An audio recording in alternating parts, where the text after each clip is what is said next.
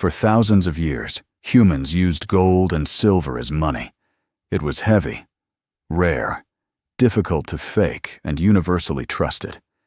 Every civilization from the ancient Egyptians to the Roman Empire to the great Chinese dynasties built their entire economies on precious metals.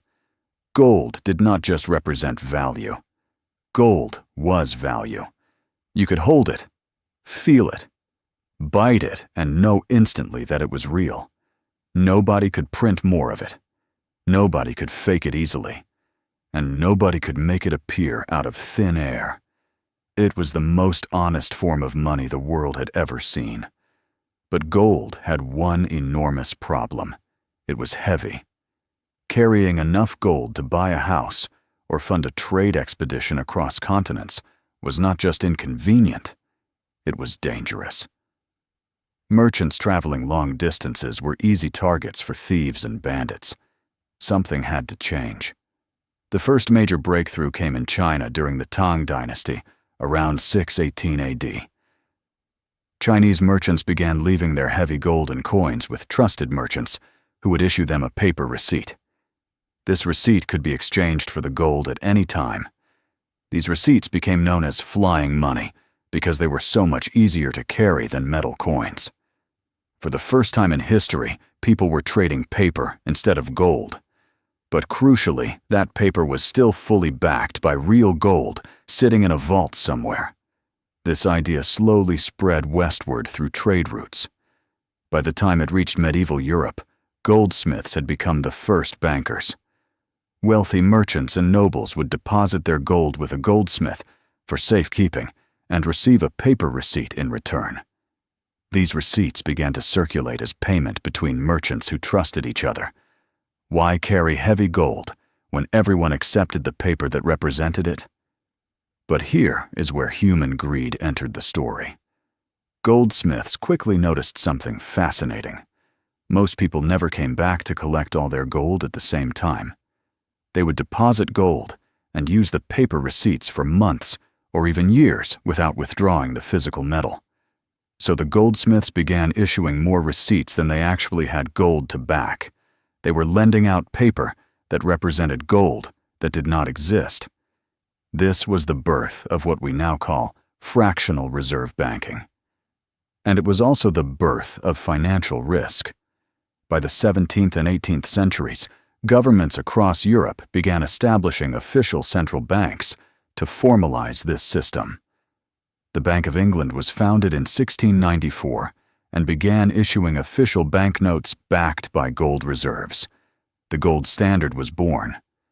Under this system, every banknote in circulation was legally tied to a specific amount of gold held in reserve. Governments could only print as much money as they had gold to back it.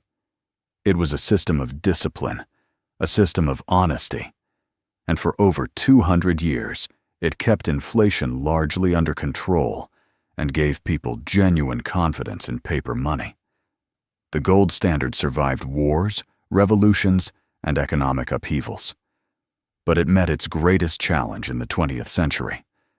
World War I was so catastrophically expensive that governments needed to spend far more than their gold reserves allowed.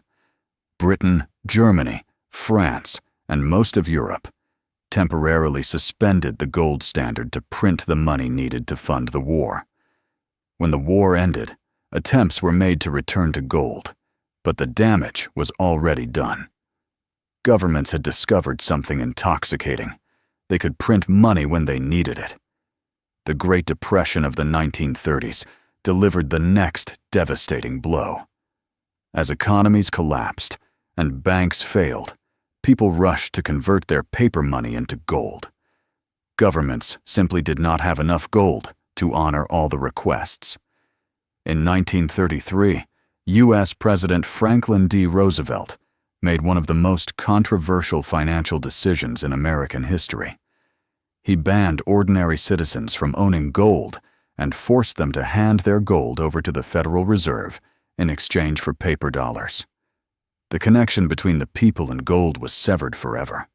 After World War II, the world needed a new financial system. In 1944, representatives from 44 nations gathered at Bretton Woods in New Hampshire and created a new global order. The US dollar would become the world reserve currency. Every other currency would be pegged to the dollar, and the dollar itself would remain convertible to gold at a fixed rate of $35 per ounce. It was a compromise.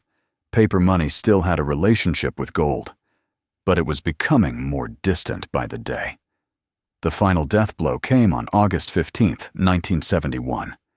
U.S. President Richard Nixon stood before the nation and announced that America would no longer convert dollars to gold.